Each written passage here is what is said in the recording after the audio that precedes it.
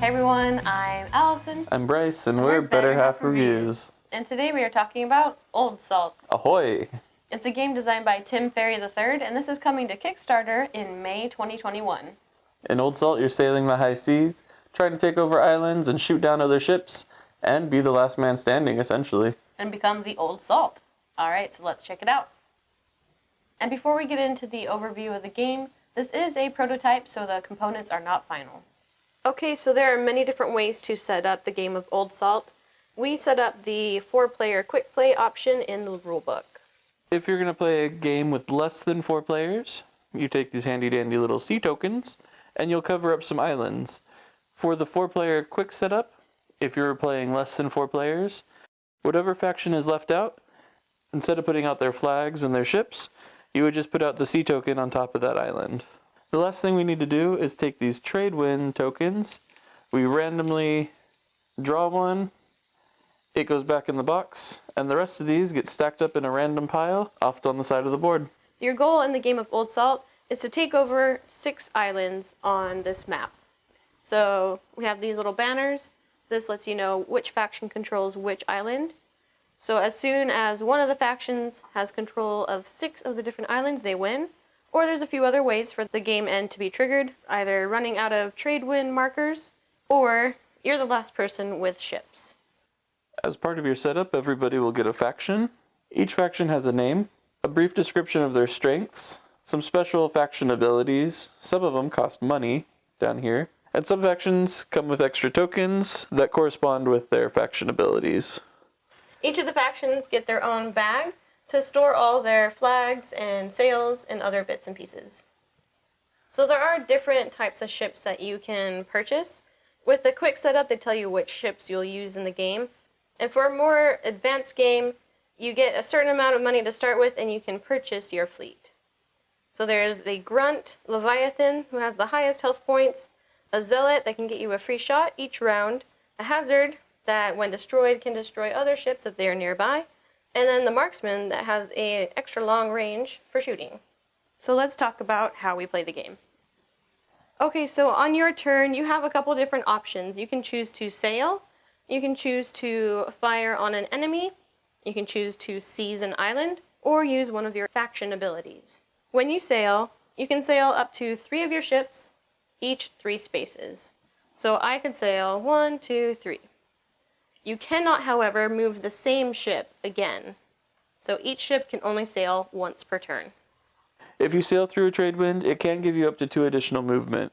So if green was an activated Tradewind, I could go 1, 2, 3, 4, 5.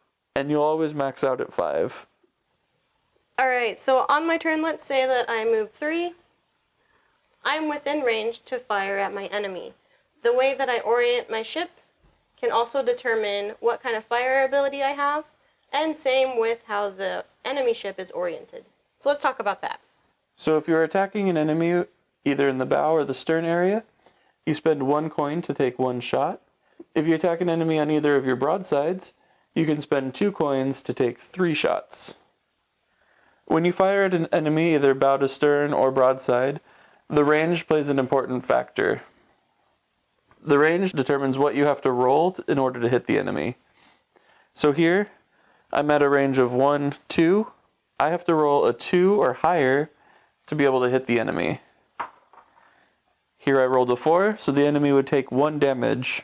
If I was firing broadside, and I had paid the 2 coins, I would roll 3 times to determine how many of those shots hit. Here I rolled a 5, 5, and 2, so all of them would have hit. If I'm farther away from an enemy when I'm trying to attack them, it's harder to hit them. Here I'm 4 away from this enemy.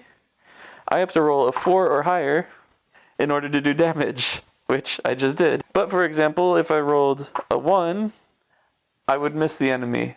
So remember, we talked about the orientation of the ships is important. It's also important for the enemy ship. If the enemy you attack is broadside, the enemy gets 1 free return fire when you fire at them. So here, if I attacked, whether I hit or miss, the enemy would get to shoot me back. So in this case, they would hit them since you rolled a 3, 1, 2, they take a hit as well. If the enemy is bow to stern, it's harder to hit them, so it's actually +1 to the range for you. So if we were shooting bow to stern to this bow to stern, it would be 1, 2, 3 because it's +1. Just makes it harder to hit them. Here I would have missed. However, if they're bow to stern, they don't attack you back. For each damage that a ship takes, they'll put one of these damage markers underneath.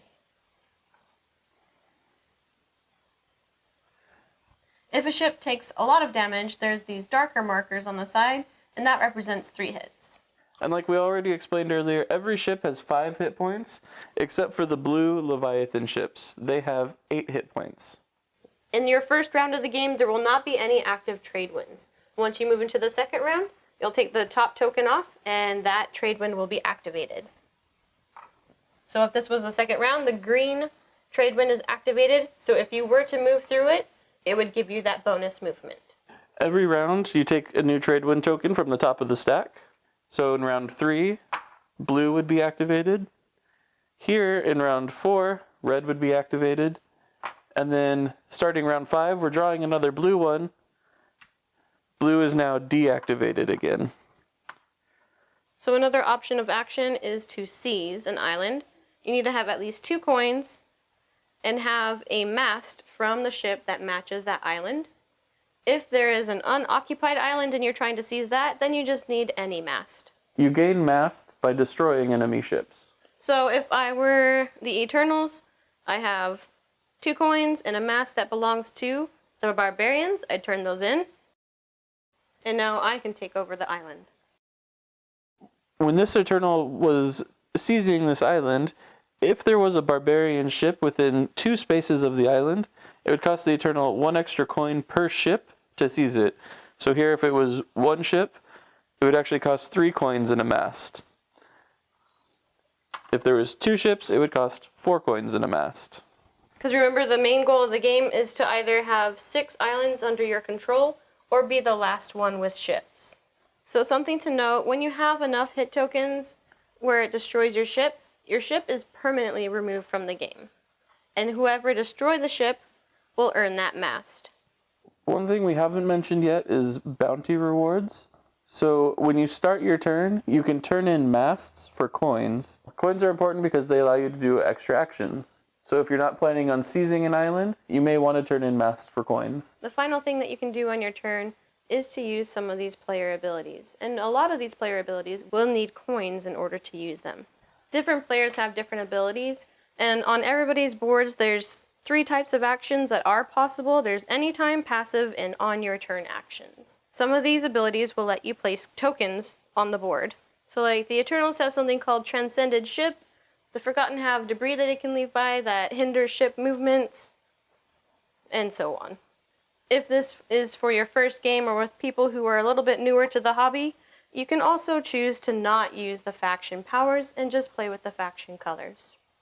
So when you're playing this game, there are different modes of setup depending on the player numbers, which we talked about, but you can also play 2 versus 2 teams or 3 versus 3. When the Kickstarter comes out, there will be more information about other types of play, such as campaigns and goals. So again, after you've played through several rounds, the end game is triggered by a few things. If you have at least 6 islands under your control, or you're the only person with ships on the board, or if the Tradewind tokens are depleted. Alright, so that's how you play the game. Let's talk about how we feel about it. Bryce, what are some of the pros? So I really like the replayability of this game. There's so many different modes you can do, factions you can try, ships you can try, strategies you can try. And layouts of the map and everything. Yes. There are a lot of options. And along with that, I also think it can help reach to wider audiences than most like war games, because there are the different modes of play. So like, I'm not much of a war gamer, but I really liked playing like the 2v2 version because there's someone on my team to kind of strategize, and it just felt like you could work together and like, I don't know.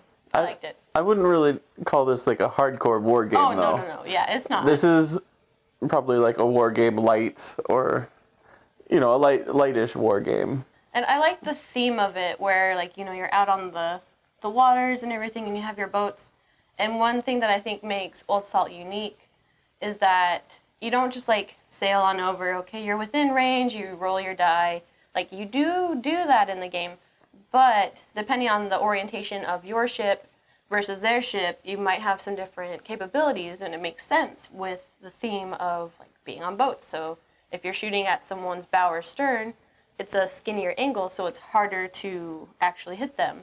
Or if you're doing broadside, you have a wider option to like shoot more. So I really like how they thought of that and incorporated it in the game. With that though, I think it can be a little fiddly. Just making sure you line up your ship exactly how you want it to represent, like, okay, this is the broadside. If you have it off a little bit, it doesn't make sense and it doesn't line up with the hexes very well. And it's like, okay, wait, which tiles are the broadside? Which ones are the bow and stern? And so you need to like make sure you're lining up the pieces right the first time. I think the sail helps, but also we have the prototype, so obviously these components are not final.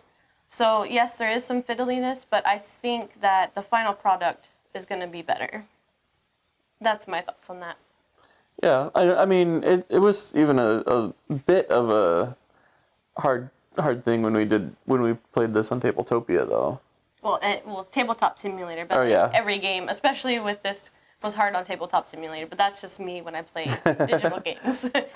But I can see your point. Like, this is a prototype. These pieces aren't necessarily final, but you still have to remember to put your ships in the right orientation that you want. Yeah. And like once you put it down there and you start like shooting, there's no going back and being like, oh wait, it actually meant to be this way. So it's just a matter of strategy. But yeah, it's a little bit of getting used to. So I feel like that's probably like one of the harder parts of the game is like, wait, which way do I want to be pointed? And this game is like the only thing that has really helped me remember what all the different sides of the ship actually are. Because like I've heard all the words before, but I always forget. And I'm like, which one's this? And I'm like, I know, you guys. So which one's port and which one's starboard? Except for that one. Port is left? Yeah. Yes. Port and left both have 4 letters. Oh, okay, cool. And starboard is... It's just the other one. Yeah. But anyway, but I know bow, stern, and broadside. I'm good with that now. And something else, like, I really do like how the board looks. Like, when I first heard about the game and I saw the board from afar, I was like, it just looks like brown stuff. But now that, like, I've played the game and then, like, looking at it, it looks so cool because it looks like a really cool, like, old school map. And I do like all the brown hues, and there are the Tradewinds where it's, like, green, red, and blue, but they're kind of, like, muted by the brown. And so it looks really awesome with, like, the little compass thing and the different illustrations for the islands. See, I was the exact opposite of you. I saw the board and originally thought, wow, this looks like a really cool, like, old-timey map. And when we were first playing, it was like, you feel like you're like a general or something, like moving around these ships on this like old map and like planning your battle strategy or something. I thought it was really cool. But I mean, that's just, you know, different player preferences and everything. But yeah, I think it looks really great. And even as a prototype, the board looks legit. So the final product can only get better. And kind of on that same line of thinking, I really do like the cover and the artwork on the cover. I mean, it's ships, but other than that, like, there's not that type of artwork in the game, and that might bother some people. But I really like the cover, and we've already talked about the board. I like the board, and the different pictures for the factions look cool, too. So. Yeah. Well, I mean, you see this type of artwork, or at least the same type, on, like, the character and the faction cards. But if you are looking for it, like, on the board and everything, you're not going to find it there. It's a little bit muted, obviously, because it looks like a map. And there aren't cards in the game, so you just got a whole bunch of little pieces and your ships and everything and your faction cards, and you're good to go. Mm-hmm. One other thing that I really like about this game is the line of strategy and luck. I think it does a really good job of, you can mitigate a lot of the luck by getting closer to your opponents before you shoot at them and have to roll the dice, but there is still there's still a little bit of luck in the fact that the dice has a blank side on it, meaning it's a 0, meaning you miss automatically no matter how far you are. Mm-hmm. So I think it does toe a really good line of strategy versus luck. If you're having really bad dice rolls, just get closer to an opponent. And even then, there's like sometimes abilities you can have that can help with that as well. Right. And so we kind of mentioned this before, but maybe a con would be like, this game may not be for everybody. So if you're not into wargaming, you may not like this. It has a lot of strategy, and obviously you're going after opponents and trying to take out their ships or take over their islands. So it's, take that, I guess, but it's an upscale, take that. But coming from someone who doesn't really like war games, I will play Old Salt. So take that as you will. Also, this isn't necessarily a game for beginners. There's a lot of strategy, a lot of thinking that goes into it that might go over like a beginning gamer's head. So I wouldn't necessarily say this is a game, like a gateway game at all. And if you do want to keep it a little bit more simple, you can play without the faction powers. So it's just going around trying to take over islands and take out the ships. So those are our thoughts about Old Salt. I think it's definitely a game worth checking out, especially if you are into the strategy and maybe somewhat interested in war games. It's, like Bryce said, not necessarily a war game like War-like, but it's very thematic and fun, and the board looks amazing. And as someone who likes war games but can barely ever find anybody interested in playing war games with me, this is definitely a game I can convince Allison to play with me, and so I can see it hitting our table a lot, just because it kind of scratches that war game itch, but it's something that's not too overwhelming for a lot of other people. If you enjoyed this review, be sure to like and subscribe, and go follow us on Instagram. We do a lot of fun things over there as well. All right, I am Allison. I'm Bryce, and we're Better Half Reviews. Happy gaming. Have fun.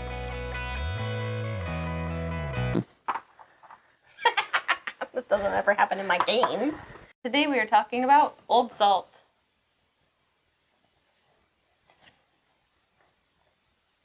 I was being old. I figured.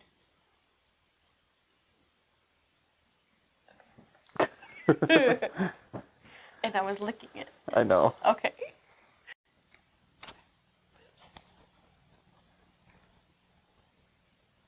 Did you just flip the camera? Darn it, you caught me. I winked like 6 times. And then I think I blinked in there. Sure, okay. Who are you winking at? Future you when you edit it. Then you determine who's the Old Salt by licking them. Ew.